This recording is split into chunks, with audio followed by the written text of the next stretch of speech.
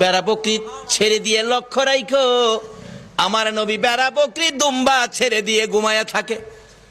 লোকেরা আইসা খবর দেয়, খাদিজা গো, এমন রাখাল রাখছো, বেড়া বকরি দুম্বার দিকে খবর নাই, ঘুমায়া থাকে।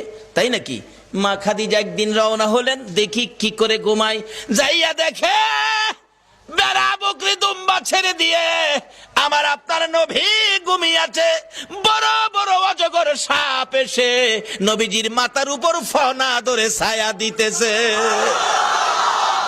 খাদিজা বলেন, না না, এই রাখালের বকরি জংলার বাগে নিবে না।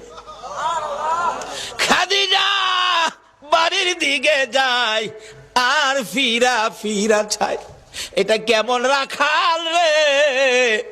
এই রাখাল তো সাধারণ কোনো মানুষ নয়।